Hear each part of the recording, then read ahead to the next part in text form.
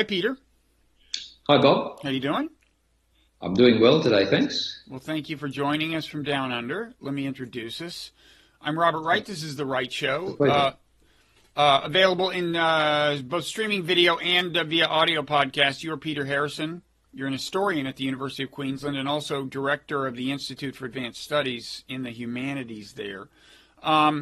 You're the author of a number of books. Probably most relevant to this discussion is your book, The Territories of Science and Religion. What this discussion is going to actually focus on is a recent piece you wrote for Aeon, unless it's Aeon, it's spelled Aeon. This magazine, web magazine that is actually very good. Does a lot of a broad range of pretty cerebral but accessible things. And this article by you was called "Why Religion Is Not Going Away and Science Will Not Destroy It." Right. Mm. So why don't we start off with the expectation that you are dashing with this piece, or an expectation that you say has already been manifestly dashed, and you're kind of pointing it out, and that is that scientific progress will tend over the years to slowly extinguish religion. Sure. This goes way back, right? This goes back to like Auguste Comte in the 19th century, right? French thinker. Yeah. Who had a scheme. Yeah. So that's right. I mean, it was an Enlightenment idea, I guess, that society was seeing progress. It was a function of reason, and that science was the kind of key manifestation of reason, and therefore that societies would naturally progress through phases going away from religion to science, and that Western civilization was in the lead, but that eventually this was a kind of pattern of modernisation, if you like, that all societies would follow. And it kind of got written into sociological secularisation theory, although sociologists have a range of explanations for why there is a decline in religion. So I guess there's two factors to it. One is, empirically, is it the case that religion is in decline universally? And the second thing is, if it is, or in those instances where it seems to be in decline, what are the causes? And I guess in the paper, I suggested that really the answer to both of the first question is, well, no, there's no universal pattern of religious decline. And secondly, even in those places where we do see religious decline, and we certainly do in places, science is really not the explanation. Okay, so let's so I can go on. Yeah, why don't we why don't we pause there and talk about why you think it is that Go on, Robert. Yeah, okay. I guess there's a little bit of a time lag between us because you're almost exactly halfway around the planet from me, I think.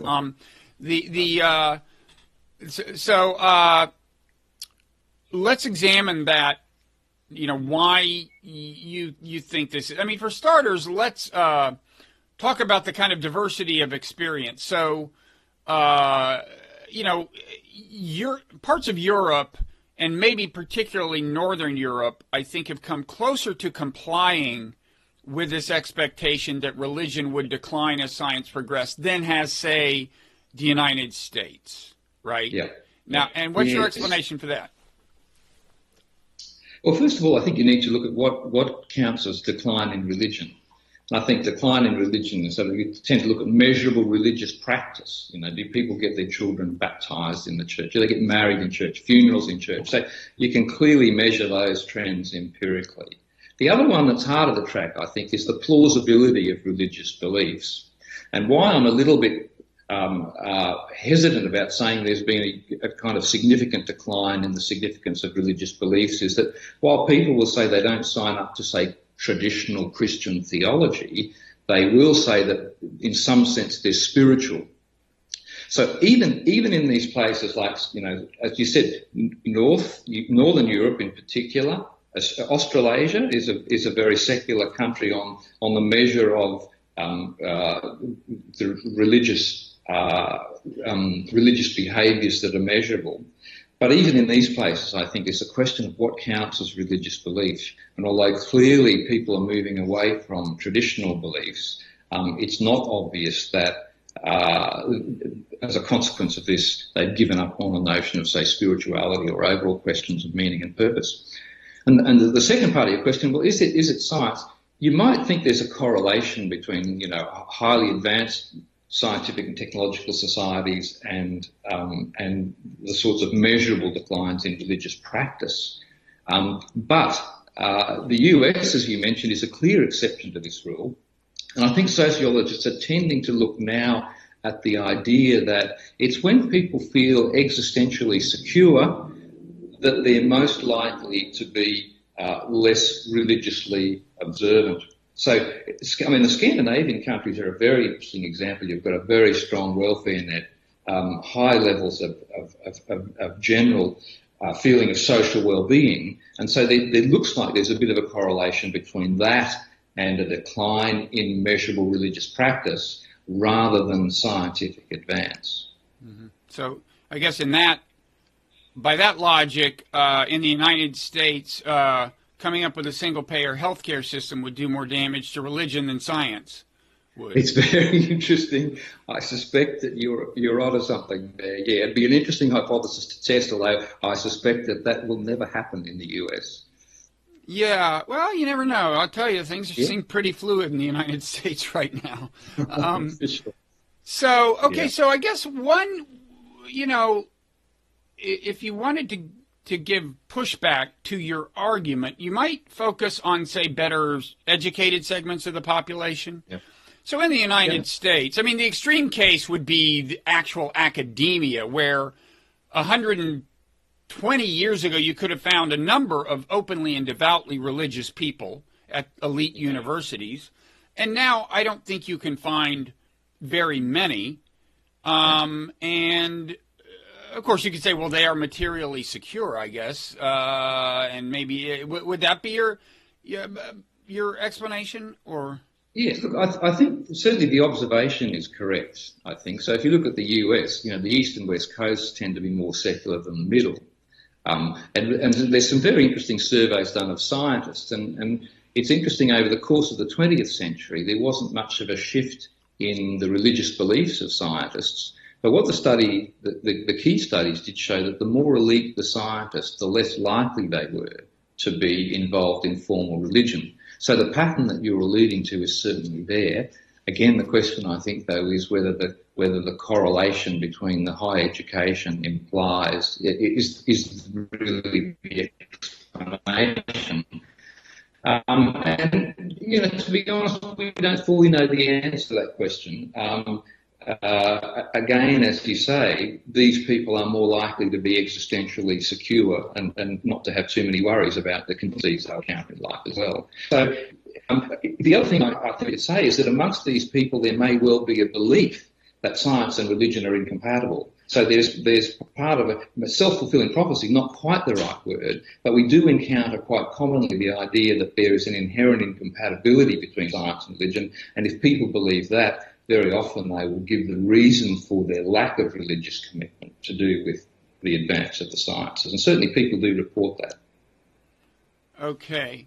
Now, I guess I mean, for starters, we should say this secularization, kind of selective socioeconomic secularization in the United States, I think goes somewhat beyond, we've been talking about academia and academics, but certainly, if you look at the decline of the kind of mainline attendance in kind of the mainline churches, the liberal churches, that suggests that there's a broader correlation with education level, right? Yep. So, and I, just anecdotally, my sense is that if you ask people who say, yes, I used to be Episcopalian, but I just can't say that anymore, I think a number of them, and this may not be what is the actual cause. Sometimes people aren't aware of why their behaviors actually changed. But I think a lot of them would say, well, I think in light of a modern scientific worldview, you have to wonder about, I don't know, the resurrection or whatever else. Or maybe, or they might look at science in a broader sense of the term and point to, say, so-called critical biblical scholarship, just the idea of looking carefully at where the sources come from and going, wait a second, these are actually a bunch of different texts assembled by a bunch of different people, and the closer you look at it, the more it looks like they were kind of fallible people, or people who had different agendas or whatever, and that undermines my trust in the text or so on. So I think you get these kinds of reactions, right? I mean, I think some people at least think they're not religious because of science. Yeah. Yeah. Look, I think the second part of what you were just saying is really very interesting, and that's to do with historical biblical criticism. What we know in the Victorian period, we tend to think about, people will talk about a crisis of faith in the Victorian period. Whether there has been a crisis of faith in the period is a question that historians debate. But what's very interesting is that people in that period who report that they lost their faith, typically they did it for two reasons. One was the problem of theodicy, that is to do the problem of evil, and the other was historical biblical criticism. And it's pretty clear that certainly at that period, biblical criticism was far more corrosive of religious belief than, say, the advent of evolutionary theory. We know this, for example, about the same time that Darwin published The Origin in 1859, there was a book called Essays and Reviews that came out, and it reported to the English public the results of German higher biblical criticism.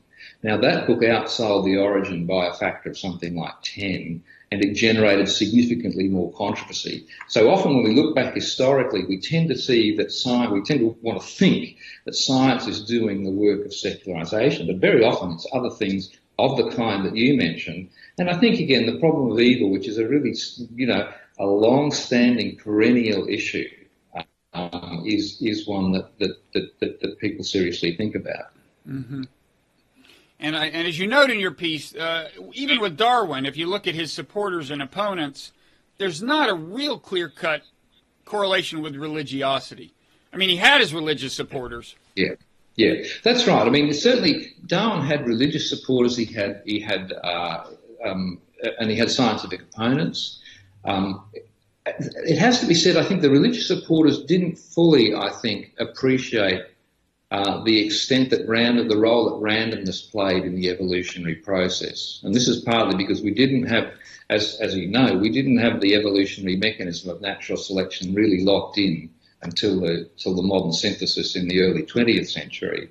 So there was room for kind of providentialist, more strongly providentialist and progressivist understandings of evolution than certainly was the case in the 20th century.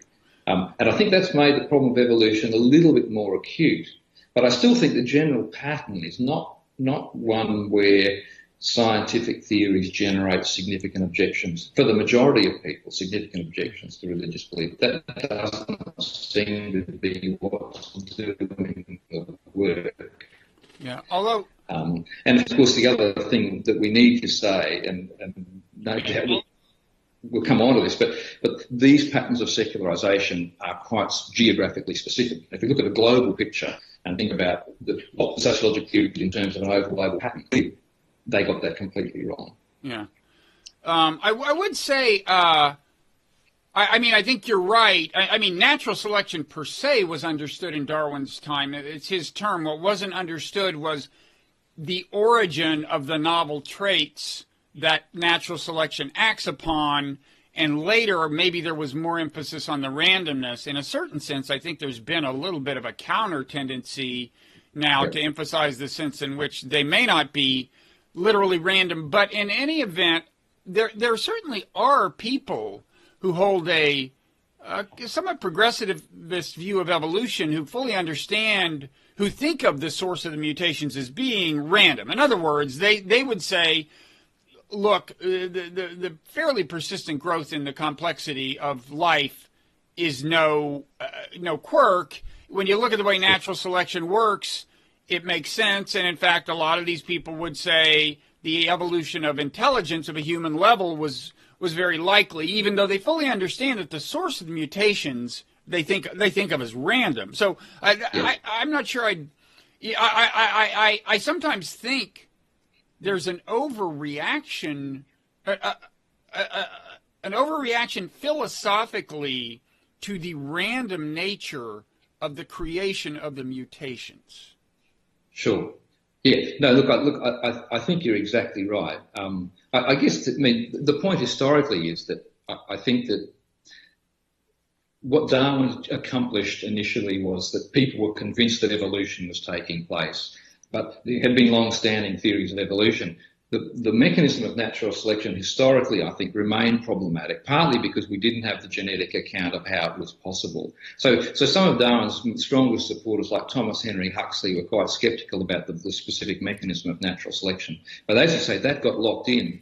Again, as you say, I think now we've kind of got past this emphasis on natural selection as the sole mechanism, and in terms of progress across the notion of arms races, clearly we seem to be getting more complexity. The extended synthesis is giving us more mechanisms of evolutionary change, and we've got interesting theories by people like Simon Conway Morris arguing for convergence, and that gets to your point, I think, about the inevitability of something like intelligence emerging, which is his claim, I think, based on the notion that evolution only has a set number of solutions to particular problems, and however we get there, we're going to end up in the same kind of place eventually.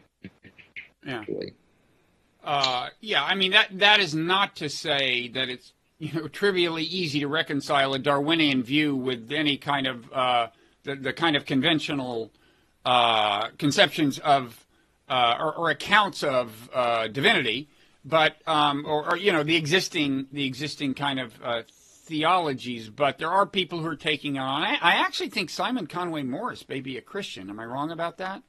No, you're not wrong about that. He is. Yes. Okay, so so at any rate, you acknowledge, to get back to the trend you're talking about, or the absence of a universal trend away from religion, you acknowledge that there is some, at the higher education levels, it's closer to being borne out than at lower education and lower income levels. Yes, I think so. And as I think you've indicated, people will self-report that scientific advance is a reason why they no longer find religion plausible. Now, that, as I say, we take that as a datum. We don't necessarily accept that philosophically their analysis of where the conflict lies is correct, but certainly there is a perception of conflict which itself can lead people in their own thinking to think there's a conflict between science and religion. I'm opting for science, and that's why I'm not religiously observant, and I don't accept the plausibility of religious ideas. Okay, so you write in this piece, not only has secularism failed to continue its steady global march, but countries as varied as Iran, India, Israel, Algeria, and Turkey have either had their secular governments replaced by religious ones, or have seen the rise of influential religious national movements. Secularization, as predicted by the social sciences, has failed. Before we pursue that, let me just get us on a tangent. A kind of political tangent. Would you say, you use this phrase, religious nationalist movements?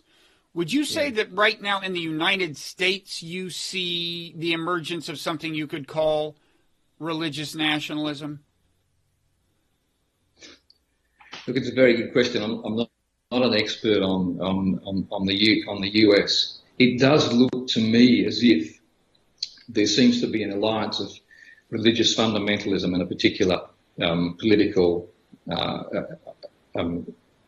ideology, for want of a better word, that looks, at least from a distance, a little bit like fundamentalist Hindu nationalism in India, for example, some elements of Islamic fundamentalism in say, Turkey. And the interesting link between the Turkey and the US is that anti-evolutionism is an explicit part of the operation. So, so broadly speaking, and I wouldn't want to, make too large a claim here, broadly speaking, from a distance, there do seem to be some clear similarities. Mm-hmm. Okay, and then you say, so globally, the total number of people who consider themselves to be religious remains high, and demographic trends suggest that the overall pattern for the immediate future will be one of religious growth. What are the demographic trends you're talking about? Look, I mean, at a very basic level, it's to do with birth rates. So that secular people generally have fewer children than religious ones. The growth of Islam is quite strong because of birth rates. So these are the demographic patterns that will suggest that religion is actually on the increase rather than the decrease. It's got nothing to do with some sort of contest of ideas, but simply that these religious populations are outbreeding the minority of non-religious ones. Okay, so you mentioned that there's an anti-evolutionist strain in Turkey. And we should say, as you note in the piece, modern Turkey has its very birth in a kind of very intentional secularist design. Ataturk was not a big fan of religion, the founder of modern Turkey. But now we're seeing not only a revival of religious fundamentalism, but as you say, a kind of anti-evolutionist strand that goes very much against his wishes. What do you think are the sources of that particular dimension, which you don't find equally everywhere where you find a highly religious country, right? But here there's an actual anti-science or at least anti-evolutionist bent. Yeah, look, and I think it's important to say anti-evolutionist as opposed to anti-science. But if we go back, I mean, you're exactly right to say that Ataturk wants to set Turkey up as a kind of modern, a modern scientific and crucially a secular state. He has read Auguste Comte. He's actually read 19th century historians who argue for the conflict between science and religion. And interestingly, he wants to use scientific education as an explicit tool for secularization, including evolutionary thinking. So he thinks evolutionary thinking will kind of dispel the mythology of religious ideas.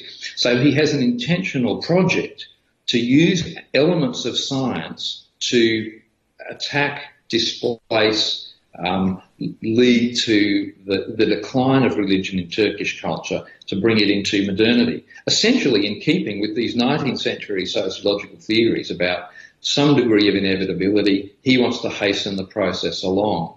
So my suggestion is that this is an unfortunate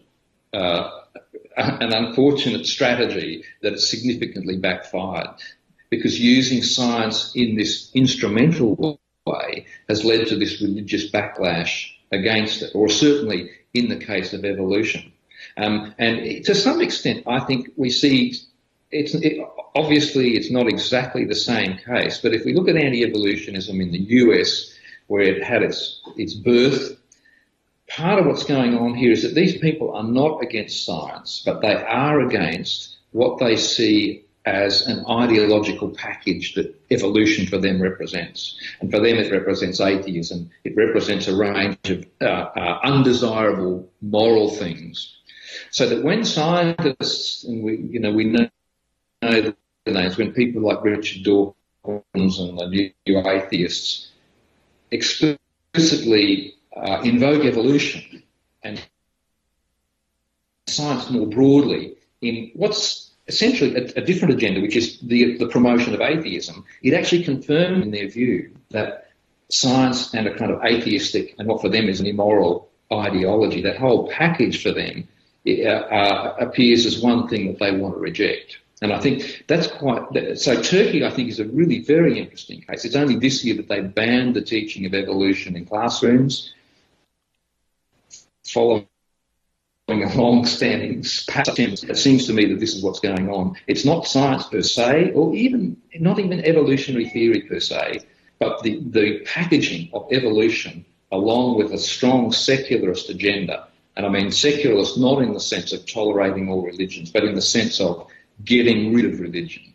Right. And so that's why we see this reaction, I think. Okay. In a variety of places, but Turkey, I think, is a very interesting case because it's there that we can trace most clearly the role that evolution was given in this.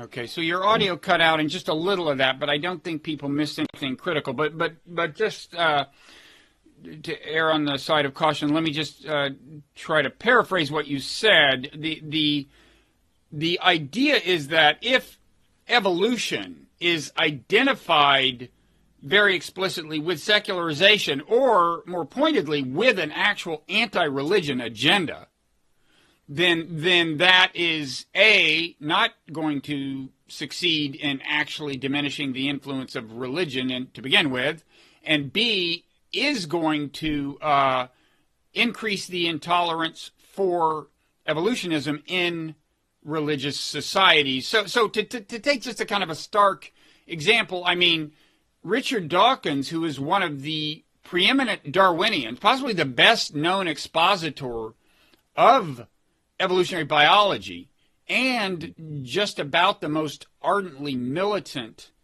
atheist, that combination, you're saying, is bad news for those who would like to keep the teaching of evolution in the schools. Yeah, exactly. So it has this counterproductive effect.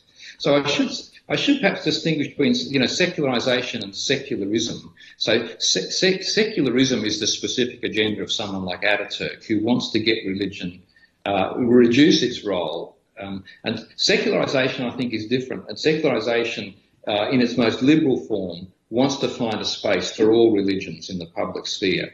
And that's that tends to be the US and the English pattern. And that's quite distinct from the French version, laïcité, which wants to explicitly remove religion from the public sphere. And that's the version that Ataturk attempted to import into Turkey. And as we've discussed, he wanted to use evolution as the mechanism. And then to go on to the specific case, I'm not wanting to say that Richard Dawkins started the fight. That's certainly not the case. We've got religiously motivated anti-evolutionists already there. And so I completely understand why there's a reaction against that, and evolution is mobilised in that context. So the connection between evolution and religion had already been made. But I do think as a strategy, it's far better to show that evolutionary thinking can actually be compatible with religious belief. Because in the US in particular, if a scientific theory has quite specific religious implications, it's not going to be legitimate to teach it in the school context, because it looks like then it's religion. Mm-hmm. And again, I think that these conservative, religiously motivated anti-evolutionists, their fear is that their children are going to be indoctrinated into atheistic thinking through the mechanism of evolution, and their suspicions are confirmed when they see people bringing them together and they say, if you believe in evolution, you're necessarily going to be an atheist.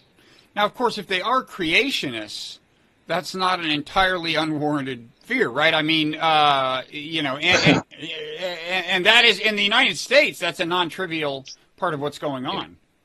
Sure. No, look, you're exactly right. It's pretty clear that there's no version of evolutionary thinking that's going to be compatible with young Earth creationism. So that's for sure.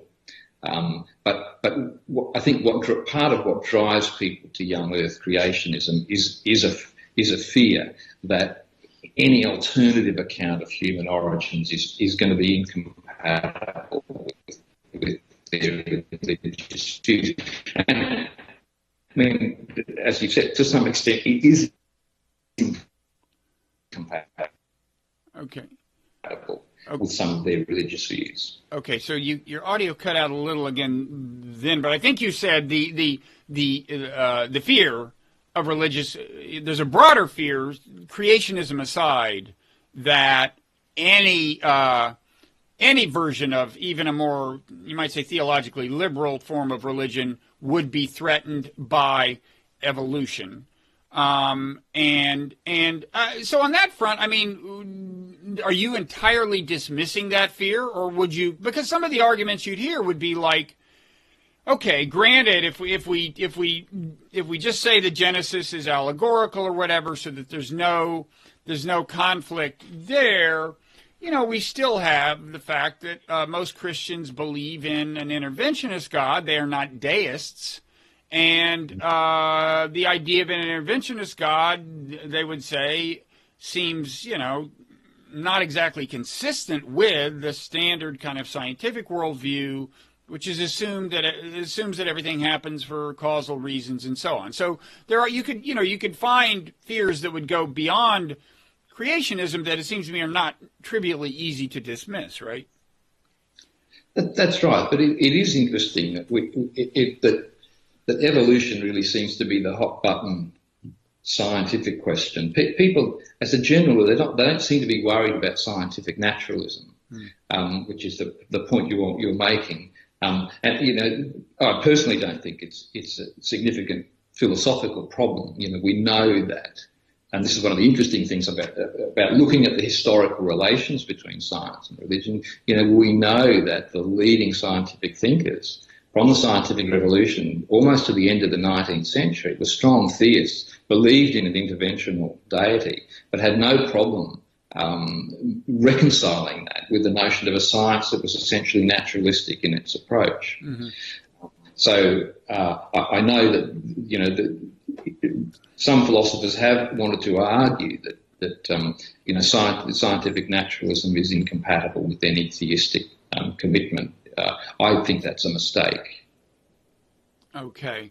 Can you say that again to make sure I got it? That you're saying the mistake is to think that what? The mistake is to think that scientific naturalism rules out any belief, not merely in a deity, but even in an interventionist deity of the kind that you spoke about. And partly because I think you're right to say it's very difficult to get traditional Christian belief off the ground unless you are committed to some extent in an interventionist deity. Right. And you're basically saying, as far as logical compatibility goes, you could have a completely mechanistic system, and every once in a while, the intelligence governing the system decides to reach in and do something a little quirky. I mean, in fact, there are philosophers who say we're living in a simulation. And if we're living in a simulation, I guess whoever, the programmer who created the simulation could, inject something into the system. But that's the point you're making, that there is that kind of strictly logic. I mean, presumably the deity would cover his or her tracks, right? I mean, it would not, it would, because, well, anyway, is this what you broadly have in mind? Look, I mean, to cut to the chase, the very conception of laws of nature was at its origins a theological conception. So the very idea that the natural world has an intelligibility based on sets of mathematical regularities is for the key figures of the scientific revolution, Descartes, Boyle, Newton, that gang. The very conception is itself a theological one. Mm-hmm. So that clearly for these guys, there's no problem with the God who, for the most part, instantiates laws that, as Descartes would say, follow divine immutability. And then I think philosophically the question is whether the tweaks were built in from the start, which is a kind of, I think, a standard theological position, so that even the very image of intervention is problematic. So that the standard view is that God actually sets the pattern, the world rolls out. There's no need for interventions because they're built into the system already. So that the very conception of a miracle as a breach of the law of nature or as an intervention is really just a human conception, a human way of thinking about what the miraculous is. But that in fact nature just unfolds in a particular way, and some unusual things we call miracles, but for the most part, fortunately, the world operates in a way that's rationally explicable. Okay, so I think again your audio cut out, but I think you said there could be the occasional miracle, but the assumption in that worldview was that for the most part, you're talking about something that I guess we could say is, well, if there's a miracle, this isn't strictly speaking deism, but it is in the spirit of a deistic conception of God, winds up the watch and lets it run. And I know to get back to Darwin, there was an influential clergyman named Kingsley, I think Charles Kingsley, who in a letter to Darwin said, I've come to think that it's more awe-inspiring, it's more of a tribute to divinity to think that it is responsible for this process that eventually is likely to produce human level intelligence, or than it is to think that's more impressive than just handcrafting humans, right? And that's the spirit of the thing. And well, go ahead. Did you want to add to that? Yeah, no, that's exactly right, Rob. So Kingsley says it's a loftier conception of the deity, that God sets in train a process that gives rise to human beings, than, as he calls it, the doctrine of special creation. And the other one was Henry Beecher, who said that design by wholesale is better than design by retail. So the same idea that an evolutionary way of producing human beings is not inconsistent with divine design. In fact, it might even be a more dignified version of God. I think was Henry Beecher related to Harriet Beecher Stowe, who wrote Uncle Tom's Cabin? He was, yeah.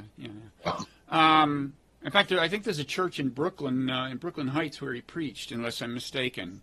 Right, no, I'm sure that's right. Yeah. What is? Do you want to talk a little about your conception of? You've said a little about what would be the properties of a religious system that was compatible with science. Do you want to say anything more about, not just that, but religious or spiritual ideas that you might find particularly plausible or appealing, that seem consistent with a modern sensibility? Sure. Look, I mean, as you know, I'm a historian, and most of my historical interests are in the origins of science. We say the scientific revolution of the 17th century. And it's pretty clear to me that one of the reasons that the scientific revolution occurs where it does and when it does is that the cultural context is one of a particular understanding of Christianity. So the science emerges not in opposition to Christianity, but as in a sense, an outworking of some of its central ideas. So that in general terms, what we know from the history is that there's no fundamental intrinsic incompatibility, because had that been the case, science never would have emerged out of this Christian matrix. Now, having said that, I don't think it necessarily follows that in all of the specific kinds of scientific theories that we get, no tensions will arise. And I think that evolutionary thinking, and in particular the elements of randomness that, as you've said, may have been overemphasised in the past, but to some degree they're certainly there, become problematic for certain Christian views. And I think that remains the case, that there is tension there, but it's not tension that's irresolvable. On the other side, are there any aspects to contemporary science that are particularly compatible with an overall religious view? Look, I'm reluctant to stress these too greatly, because we know again from history that in the 18th and 19th centuries, the argument from design was very much based in natural history. And Darwin dealt a significant blow to that very neat compatibility between science and religion.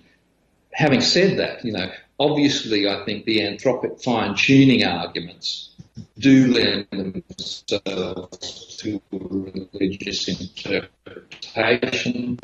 I think, I would be reluctant to try and get too much religious mileage out of them. They're very interesting arguments. There are alternative explanations of apparent fine-tuning, and it's going to happen to this in the future. So, my own view about this is that there are clear instances of science-religion conflict.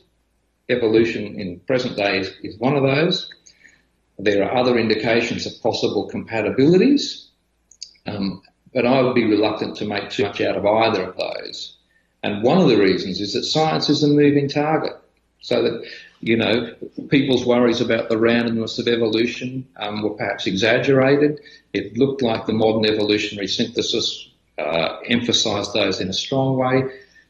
They're less of a problem with the extended evolutionary synthesis. So my sense is that there's no intrinsic compatibility between science and religion. We get contingent areas of potential conflict where the conflict is genuine. We get potential areas of compatibility, again. But if we take the long historical view, it's better just to sit back and see what happens, because if you watch science for long enough, you'll get change. Yeah. Now, if people didn't hear what you said, the phrase, the anthropic principle and the fine-tuning argument, just briefly, that's, as a lot of people have heard, I'm sure, it's the idea that the fundamental constants of the universe, if they were just slightly different, apparently, then the structure of the universe would be such that life would be impossible, or in many cases there would be not much structure in the universe. But so the idea is, well, it looks as if the universe was designed for life to emerge. And then the reply is, well, obviously, if we're here to observe the universe, its physical properties must be compatible with the emergence of life. For all we know, there's a billion other universes that aren't like that, and you can make of that what you want philosophically. But that's the basic dialogue. A question I have, though, for you about evolution is, I'm not aware. I mean, you can say there's a kind of compatibility between evolutionism and Christianity or any other religion. I'm not aware of a lot of well-worked-out theologies that actually take evolution seriously, that actually get into it. Now, there was Pierre Teilhard de Chardin, the Catholic mystic in the early 20th century, and who was also a paleontologist. But I don't see much actual engagement. I mean, it seems to me if you're going to say, if you want to stick with the idea that humankind is a product of divine creation, and you want to accept Darwinism, then you're saying that natural selection is the instrument of divine creation. I haven't heard many theologians even say that. Yeah. Well, look, some of them have. But again, I think lurking behind this is a problem that we've alluded to earlier, which is the problem of evil. And you might say, gee, natural selection doesn't look like a great way to accomplish these outcomes. So I think there's a genuine theological problem there. There are theologians attempting to work with evolutionary thinking. I mean, as you say, Teilhard de Chardin, that was some time ago, Catholic paleontologist who did some interesting scientific work, but really still had a kind of teleological understanding of where things are going. Some theologians have done a little bit of work with Simon Conway Morris's ideas, and just to rehearse Simon Conway Morris's ideas, he stresses strongly convergent evolution, which is to say that evolution keeps coming back to the same solutions to problems. So the compound I has evolved independently X times, where X is, a decent-sized number. And so Conway Morris wants to argue that, as we said earlier, something like the evolution of intelligent life is more or less inevitable, even given all of the contingencies in the evolutionary process. Now, I know some theologians have taken that on board, but really I think those are attempts to put a Band-Aid over what's a problem, that is to say, an apparent incompatibility with the idea that God is providentially guiding everything that's going on, and these random aspects of history that suggest that we don't know where evolution is going to end up. So, but again, it's not a central part of people's ideas. One last thing I will say is that some religious thinkers have tweaked their theology more in the direction of what's called process theology, which is associated with A.N. Whitehead as a response to evolutionary thinking in part, I think, so that there is that move where, as I say, some theologians have wanted to say, well, if we take evolution seriously, we've got to give up a sort of classical understanding of God and move towards this process understanding of God. So there has been there have been attempts to make it work. Right. And I think, again, you had a brief audio lapse when I think what you were saying was you were referring to a view of evolution that emphasizes contingency and kind of the inherent uncertainty about where we're headed. You were contrasting that with a more providential view where guidance is provided. Now, kind of on that note, I mean, you said Pierre Teilhard de Chardin was teleological, and I think you kind of contrasted that with Simon Conway Morris. I mean, I would say, seems to me, if you're going to be a Christian and a Darwinian, you're going to have to see evolution as teleological in some sense. Now, that doesn't mean that you need to depart from the Darwinian mechanics. You can, as I suppose Simon Conway Morris does, stick with the standard Darwinian story, but then say, but look at how the process, the algorithm of natural selection, seems so conducive to the invention of these more and more complex things that were perhaps very likely to culminate in life. And I assume, in his view, ultimately that is a kind of a teleology, because although there's no kind of mystical force driving evolution toward higher complexity, the nuts and bolts of natural selection were, so to speak, set up, in his view, in order to get to something like where we are, right? So it has to be teleological in at least that sense, if you're Christian. Yeah, Rob, I think you're right, and it comes down to what you mean by teleology, and I think you've made the distinction. It's not some inherent, drive in the Aristotelian, the old Aristotelian sense of inherent, that's actually pushing things in a particular direction, but rather, even though you've got this set of mechanisms, interestingly enough, the outcomes are to some degree predictable. And it seems to me that if you buy into a traditional notion of Christian providence, you're going to have to say something like that the outcomes are not all up for grabs. That the process is heading in a particular direction, and if it's directional, and then I think to some extent you would want to argue also purposeful, so there has to be some purpose to it as well, whether we can discern that or not. And if you put those two together, direction and purpose, then you've got something like, let's call that teleology.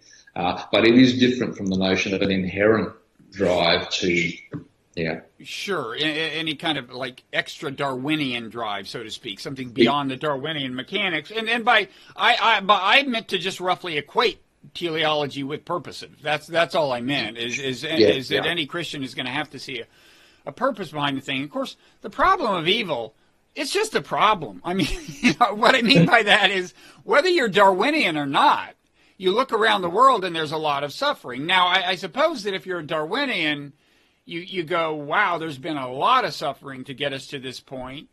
And and I suppose what you could do is say, but if you look at the potential payoff in the long run, and leave Christianity aside. I mean, if you think, but ultimately, this is going to lead to this kind of global harmony and the earth will dwell in peace for billions of years, then you'd go, well, okay, I guess it was, a small price to pay on balance. You can do that move, but there's, as a number of people pointed out, there is clearly a lot of suffering in the world, whether you're Darwinian or not. Yeah. I guess it's a question of, if you're thinking in anthropocentric terms, is the cost worth the, it's a cost-benefit analysis, really. And I mean, Rob, I hear you suggesting that it's no different in kind, this specific problem, to the general problem of evil. I guess that's right. It really contrasts very starkly with the older traditional view of design, I think, and that's where it really jars. Which is to say that this process looks quite design, but that notion of direct design is clearly incompatible with evolutionary orthodoxy. Yeah. Although, I mean, even in the kind of standard or the traditional Christian views of how we did get here, there's a history of suffering built into it. I mean, Adam screws up and there's original sin, right? Yeah. And we live with it, and then depending on how literally you want to take the flood epic, that was no picnic, so and so on. So, right. Yep. So let me just we've been talking a while, but let me just kind of in closing ask you. You've no doubt encountered this view that, well, there is no tension at all. I mean, the extreme view of that is Stephen Jay Gould's non-overlapping magisteria, where it's almost like, what, from his point of view, it was almost like, what are we even talking about here? If you properly understand religion, there's just no even apparent conflict. Now, I've always thought that. Well, anyway, what do you think? I'll let you say. No, look, it's a good question, Rob. I mean, I'm very sympathetic to this independence idea. But I think the problem with it is that there are some states of affairs that I think are incompatible with Christian belief, were they to obtain. And that means that in theory there will be the potential for conflict, depending on what the specific content of a scientific theory is. There's always, I think, there's a potential for conflict. I'm kind of... So I suppose what I'm trying to say here is that religious belief is not just a matter of having a set of moral values and that it makes no difference to how the world really is in some empirical sense, because I think that, you know, any set of beliefs that has any significant content will make it, there will be empirical implications. So that's the problem I have with independence, just simplicity. But one reason I'm sympathetic to this two non-overlapping magisteria is the overlapping part that's the problem. But if you have a view about science that it's a process and that's in constant development, it seems to me that there's a reason to keep religion to some extent insulated from the specific claims of contemporary science at one moment in history. And the reason you might want to do that is if religion gets too cosy with the science will change and religion will be embarrassed. And that's precisely what happened with the design argument pre-Darwin. Equally, if there are areas of conflict, who knows, they might also be at some future time resolved. And we've seen less tension around, say, notions of randomness in evolution than we're used to. That's not to say there are no outstanding problems. I think there are. But, you know, as I say, if we take the long view of science, because science is this ongoing, progressive, changing process, then that counsels prudentially, I think, that religion needs to take science seriously, but also it can keep a distance and just have a watching brief in relation to the problems. Mm-hmm. Okay, I do think Gould had a kind of more minimalistic conception of what religion is than many actually religious, than almost all actually religious people in the world. Yeah. I mean, you referred to the idea that religion is mere morality. Well, that doesn't make any sense. There's all kinds of atheists who have a moral system, right? And so, and I'm not sure for Gould how much more it was than say morality and maybe some ritual, which doesn't necessarily have much actual meaningful theological reference. Yeah. No, I think that's exactly right, Rob. That if you can reduce religion to such a point where they can be independent, but I do think religion, religious beliefs have a cognitive, they have a cognitive reference, and that means that that religious views have implications for how the world ought to be. And that means that there will always be potential for conflict between a scientific conception of how the world actually is and a set of religion. Okay. I think. Okay, I think we had possibly our most significant audio lapse of the conversation right there, and I think that's two things. One, a sign from God that we should wrap this up. Two, it's a sign that maybe you should repeat that final thing you said, and then we'll call it a day. Okay. So what was the final thing I said? Look, as I say, I think Gould's conception of religion was too minimalist. That for most religious people, they have a set of beliefs that we would say, in the philosophical sense, are cognitive. That is to say that they make a difference about how the world is. And if religious beliefs have implications for how the world is, there will always be the potential for conflict with science, because science also deals with how the world is, and therefore there is that possibility. But as I said, because science is a progressive and changing enterprise, I think that some areas of tension may in the future be less problematic than they presently appear. Okay. All right. Well, thank you so much, Peter, for spending the time. Again, the piece in either Aeon or Eon, AEON magazine. It's Eon, right? I mean, we say it's the same word that is sometimes spelled EONS, right? Yeah, so we would say eon, but you Americans sometimes pronounce things a little bit differently from us. So You've noticed that. You've noticed that. We're waiting. We're waiting for you to correct your pronunciation. Hasn't happened yet, but we are a patient people. Yeah, well, thanks for that, Rob. I appreciate your patience. And then your obviously not unrelated book, The Territories of Science and Religion, I think published by the University of Chicago Press. So thank you for taking the time. I mean, maybe we'll continue the conversation down the road. There's much more to talk about. Great. Well, thanks, Rob. It was a pleasure talking to you. Same here. Thanks a lot.